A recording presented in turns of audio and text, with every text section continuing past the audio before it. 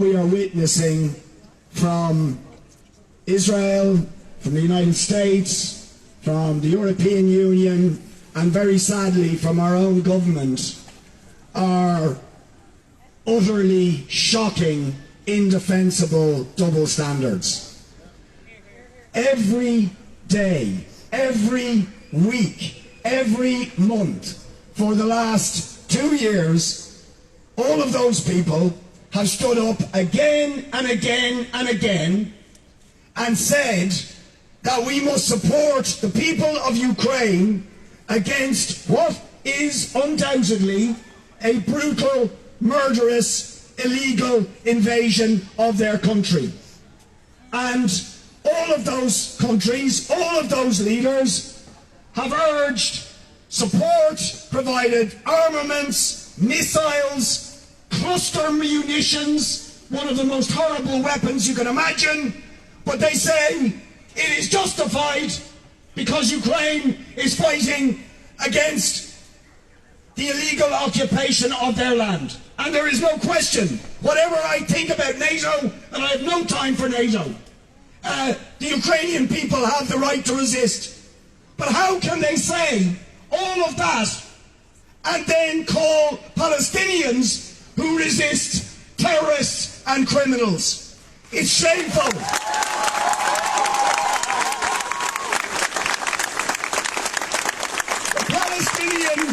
The Palestinian people haven't asked for missiles or weapons from NATO.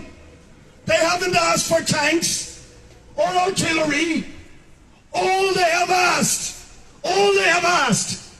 is for the United States and the Western world to acknowledge that Israel is an apartheid state that is built on the systematic, ongoing, ethnic cleansing, oppression and persecution of the Palestinian people since the day it was founded. And that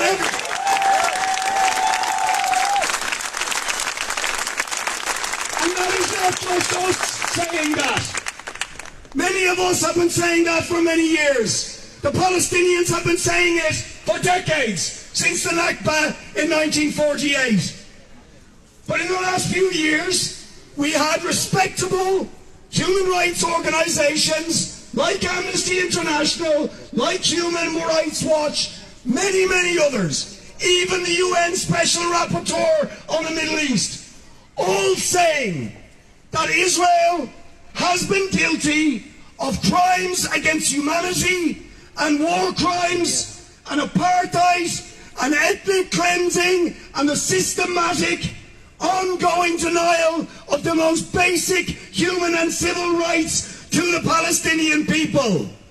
They have condemned, rightly, as a war crime and a crime against humanity, the 18-year-long siege of Gaza, the collective punishment of 2.5 million people, attack after attack by Israel on the Gaza Strip, thousands killed, the United Nations saying that Gaza has been reduced to a state of a permanent humanitarian crisis.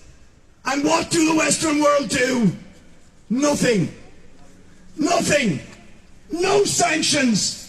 No condemnation of Israeli terrorism. They refuse even to use the word apartheid because, according to Micheál Martin, it would not be helpful.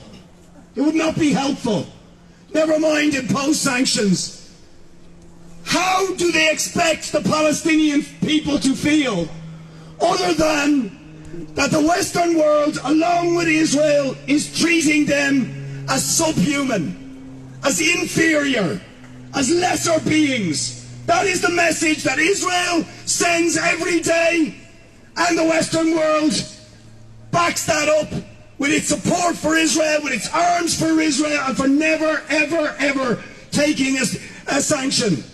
So the tragic, and it is tragic, every single lost life is tragic. But this story did not begin 2 days ago. This story began for Gaza at least for the last 18 years, but in reality since 1948. Decades of oppression, persecution, relentless. Millions of Palestinians rotting in refugee camps in the most horrendous conditions, denied their identity, denied their history in Lebanon, in Syria, in Jordan, scattered to the winds of the world, denied the most basic thing, an identity, a history. That is the crime that has been done to the Palestinian people, and Israel is allowed to do it with impunity. So we say, surely the Palestinian people have the same right to resist as the people of Ukraine.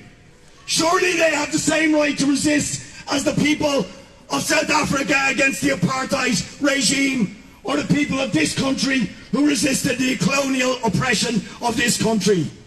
That is a law, that is a right even under international law.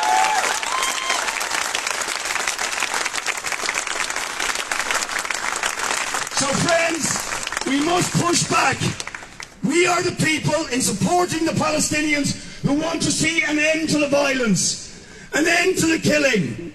But that can only happen when we see the liberation of the Palestinian people from a regime that is based on racism, apartheid, colonialism, and systematic oppression.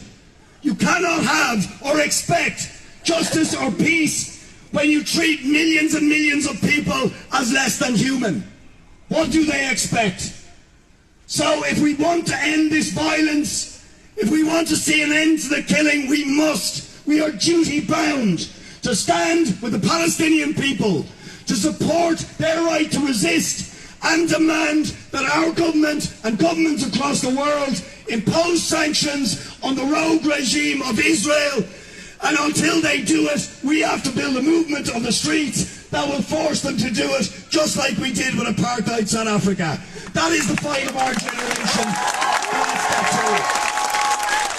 Free, free Palestine! Free, free Palestine! Free, free Palestine! Free, free Palestine! Free, free Palestine! Free, free Palestine! From the river to the sea! Palestine will be free! From the river to the sea! Palestine will be free! From the river to the sea! Palestine will be free!